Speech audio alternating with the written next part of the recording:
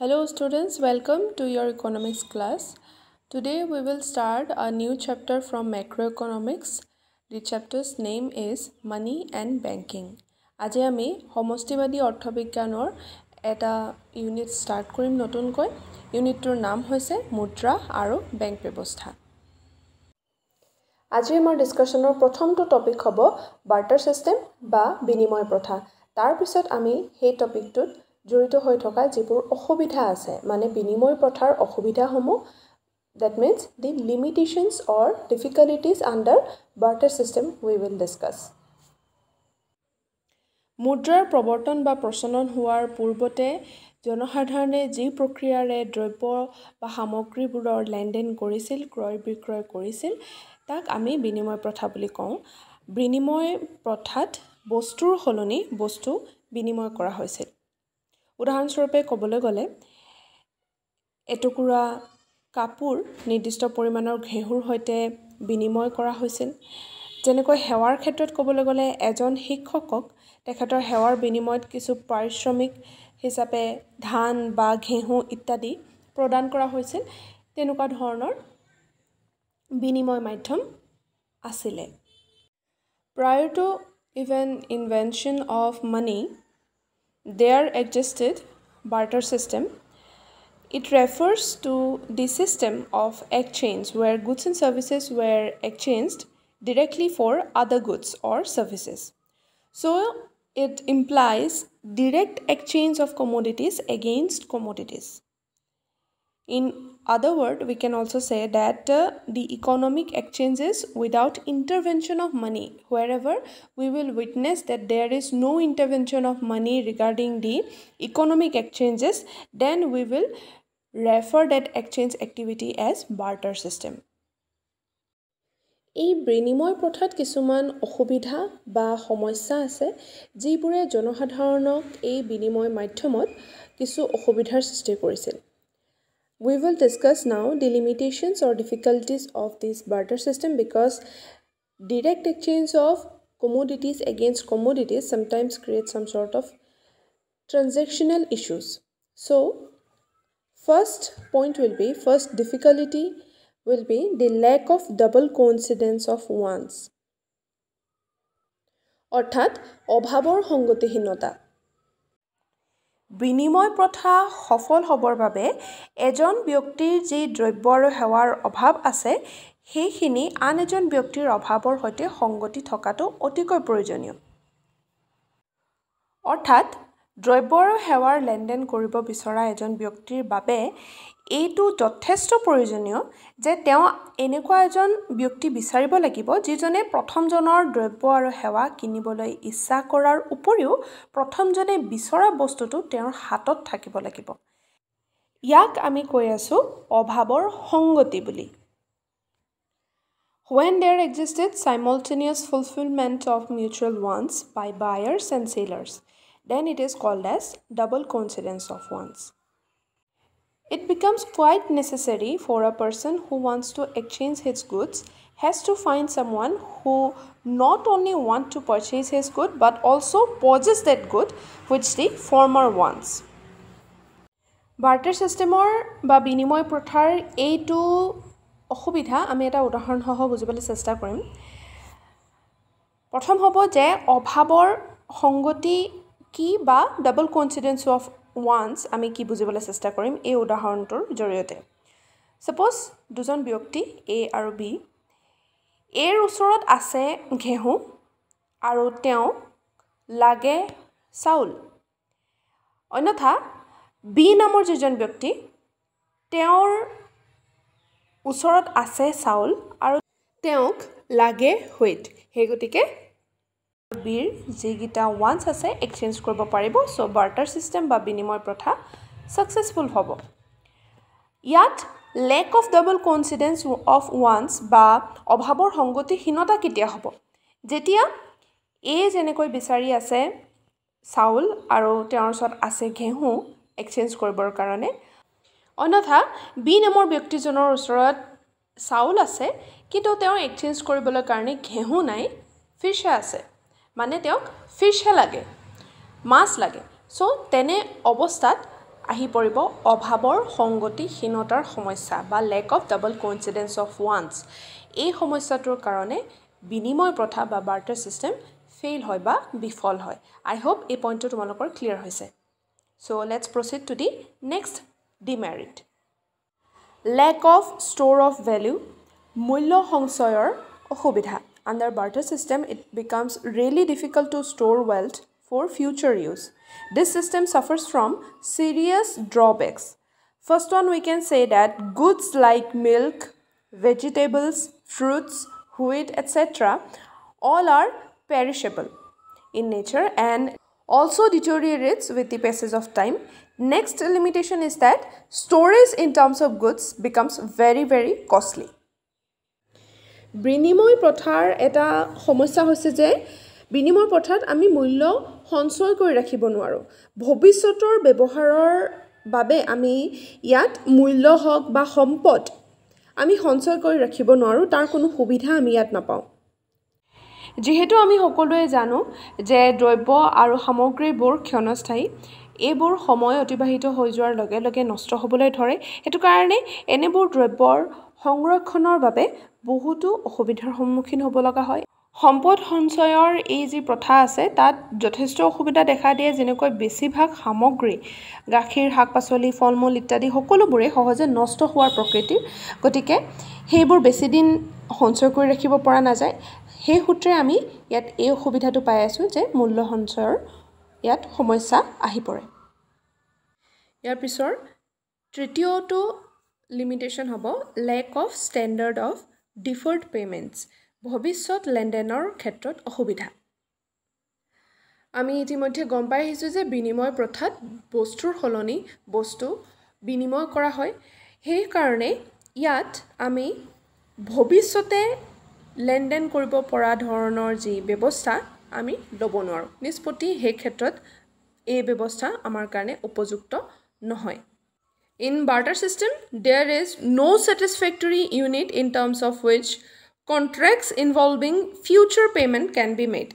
There is a problem of borrowing and lending under it. There existed disagreement regarding the quality of goods, the specific type of goods, etc. বিনিময় প্ৰথাত ভৱিষ্যতে লেনদেন কৰাৰ ক্ষেত্ৰত সৃষ্টি হোৱা সমস্যা হ'ব পাৰে যেনে ভৱিষ্যতে পৰিশোধ কৰিবলগীয়া দ্ৰব্য আৰু সেৱাৰ গুণাগুণৰ ক্ষেত্ৰত আমি মতানৈক্য হ'ব পাৰে বুলি ক'ব পাৰো ভৱিষ্যতে বিনিময় কৰিব বিচৰা নিৰ্দিষ্ট দ্ৰব্যটো লৈও মতানৈক্য হ'ব পাৰে লগতে চুক্তিৰ নিৰ্দিষ্ট সময়ছোৱাৰ ভিতৰত পৰিশোধ কৰিবলগীয়া দ্ৰব্যৰ মূল্য হ্ৰাস বৃদ্ধি হোৱাৰ আশংকাও ইয়াত দেখা যায় ইয়াৰ পিছত বিনিময় প্ৰথাৰ চতুৰ্থতম সমস্যাটো হৈছে লেক অফ ডিভিজিবিলিটি মানে অবিভাজ্যতা Under barter system, there existed impossibility of subdivision of goods without loss of their value. For example, if a person has a god and he wants 2 kgs of wheat, then it will be too costly to give one god for 2 kgs of wheat. ইয়াৰ অৰ্থ হৈছে যে বিনিময়যোগ্য সকলো সামগ্ৰী ক্ষুদ্ৰ ক্ষুদ্ৰ ৰূপত ভাগ কৰিব নোৱাৰাটো হৈছে বিনিময় প্ৰথাৰ আন এক অসুবিধা উদাহৰণস্বৰূপে যদি এজন মানুহৰ এটা ছাগলী থাকে আৰু তেওঁ 2 কেজি ঘেঁহু বিচাৰে তেন্তে 2 কেজি ঘেঁহুৰ বাবে এটা ছাগলী দিবও নোৱাৰিব আৰু ছাগলীটো সৰু সৰু ভাগত বিভক্ত কৰিলে তাৰ মূল্যও বহুগুণে কমি যাব হেহে বিনিময় প্ৰথাত অবিভাজ্যতা বা লেক অফ ডিভিজিবিলিটিৰ অসুবিধা সৃষ্টি হয় গতিকে এইখিনি হৈছে যে মুদ্ৰাৰ প্ৰৱৰ্তন বা প্ৰচলন হোৱাৰ আগত বিনিময় মাধ্যমৰ প্ৰক্ৰিয়া আৰু ইয়াৰ পিছত আমি পঢ়িম মুদ্ৰাৰ বিষয়ে প্ৰথমটো টপিক ডেফিনেটলি আমাৰ হ'ব মুদ্ৰা কি ইয়াৰ পিছৰটো টপিক আমি চাম ইভলিউশ্যন অফ মানি মুদ্ৰাৰ সৃষ্টিৰ আঁৰত যিকেইটা স্তৰ জড়িত হৈ আছে তাৰ বিষয়ে আলোচনা কৰিম So, what is money? Mudra ki? Money is anything which is generally accepted as a measure of exchange, measure of value, store of value, and means for standard of deferred payments. আমি সহজ ভাষাত এনেকৈ বুজিব পাৰোঁ যে দ্ৰব্য আৰু সেৱাৰ বিনিময়ৰ বাবে সাধাৰণ গ্ৰহণযোগ্যতা থকা যিকোনো বস্তুৱে নহওক কিয় তাকে আমি মুদ্ৰা বুলি ক'ম মাত্ৰ তাত থাকিব লাগিব কেইটামান কাৰ্যাৱলী প্ৰধান হ'ব লাগিব বিনিময়ৰ বাহন হিচাপে ই তাৰ কাৰ্য পালন কৰিব পাৰিব লাগিব মূল্যৰ পৰিমাপক হিচাপে কাৰ্য পালন কৰিব লাগিব স্থগিত দেনা পাওনাৰ মান হিচাপে ই কাৰ্য পালন কৰিব লাগিব আৰু লাষ্টৰটো হ'ব যে ই মূল্যৰ ভাণ্ডাৰ ৰক্ষা কৰিব পৰা কাৰ্যটো সম্পাদন কৰিব পাৰিব লাগিব তেতিয়াহে আমি তেনে বস্তু এটা মুদ্ৰা বুলি গণ্য কৰিম বা আখ্যা কৰিম এতিয়া বলা আমি ইভলিউশন অফ মানি চাওঁ মানি সৃষ্টি কেনেকৈ হৈ আছে ইয়াত বিভিন্ন তোমালোকে ষ্টেজেছ পাবা As the barter system of exchange failed because of several limitations, আমি সকলোৱে জানো যে বিনিময় প্ৰথাত বিভিন্ন সমস্যা বা অসুবিধা তাত আছে আৰু যাৰ কাৰণে বিনিময় প্ৰথাটো বিফল হৈছে And thereby we can say that under barter system the exchange process tends to be highly inefficient. Hence money was invented by society for more effective exchanges আমি হেতু কাৰণে ক'ব পাৰো যে বিনিময় প্ৰথাৰ সমস্যাবোৰ দূৰ কৰাৰ স্বাৰ্থত সমাজে মুদ্ৰাৰ সৃষ্টি কৰিলে আৰু মুদ্ৰাক বিনিময় মাধ্যমৰ উত্তম এক পদ্ধতি হিচাপে গ্ৰহণ কৰিলে মানি ইভলিউশনৰ প্ৰথমটো ষ্টেজ হ'ব দ্ৰব্যগত মুদ্ৰা commodity money This was the first stage behind the evolution of money. It was the barter system. আমি এই দ্ৰব্যগত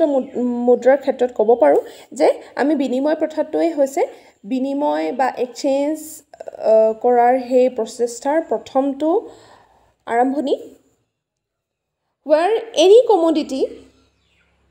that was generally demanded got exchanged against other commodities directly হে সময়ত কি হৈছিল যে যিকোনো দ্ৰব্যৰে যদি এক মুদ্ৰাগত মূল্য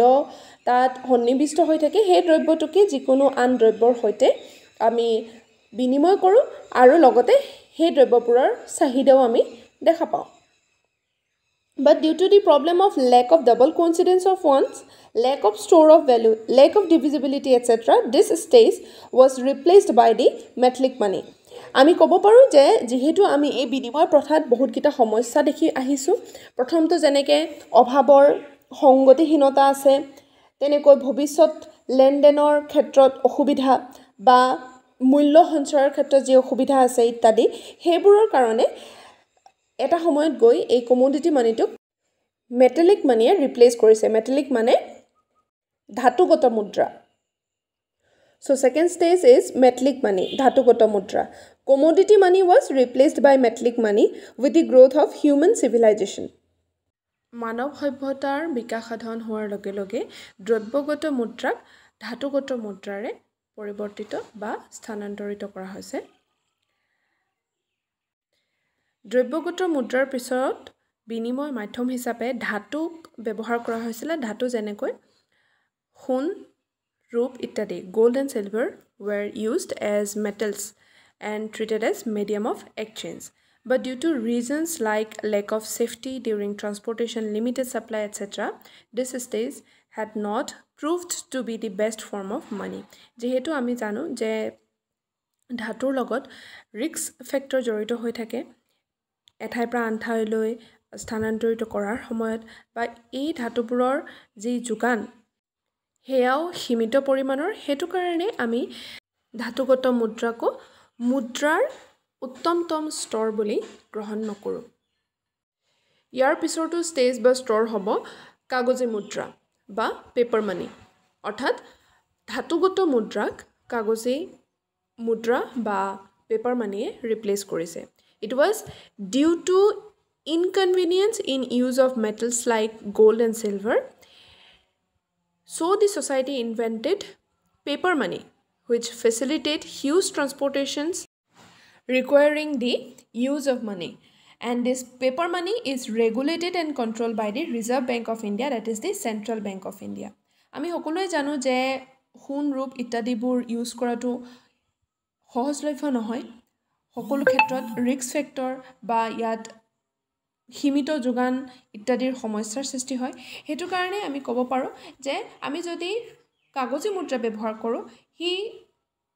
এটা ঠাইৰ পৰা আন ঠাইলৈ হস্তান্তৰ কৰাৰ ক্ষেত্ৰতো সহজ হয় আৰু ৰিস্ক ফেক্টৰো বহুত কম থাকে আৰু ইয়াৰ পিছৰটো ইনফৰমেশ্যন এয়া যে কাগজী মুদ্ৰাক ৰেগুলেট আৰু কণ্ট্ৰল কৰে কেন্দ্ৰীয় বেংকে ইয়াৰ পিছৰটো ষ্টেজ হ'ব বেংক মানি বেংক মুদ্ৰা Bank money was invented to make the transactions convenient based on the trust and consent between buyers and sellers. কাগজী মুদ্ৰাতকৈও বেংক মুদ্ৰা অতি সহজলভ্য বিনিময় মাধ্যম হিচাপে ইয়াক ব্যৱহাৰ কৰিবৰ কাৰণে ইয়াত যিসকল ক্ৰেতা বিক্ৰেতা থাকিব তেওঁলোকৰ মাজত এটা বিশ্বাস আৰু ভৰসাৰ দ্বাৰা জড়িত হৈ থাকে তেওঁলোক and these are often called as plastic money এই বেংক মুদ্ৰা বা বেংক মানিক আমি প্লাষ্টিক মানি বুলি কওঁ because these are made of plastic and it has now reduced the risk level and it is very easy to handle and commonly accepted in payment আজিকালি bank মুদ্ৰা আমি একেবাৰে সচৰাচৰতে দেখা পাওঁ ব্যৱহাৰ কৰা জনসাধাৰণে বহুত কম এটা ৰিস্কত আমি এই মুদ্ৰা ব্যৱহাৰ কৰিব পাৰোঁ So this is the latest invention of form of money. So today we will end up our discussion here only. So till then stay healthy, be safe and thank you students.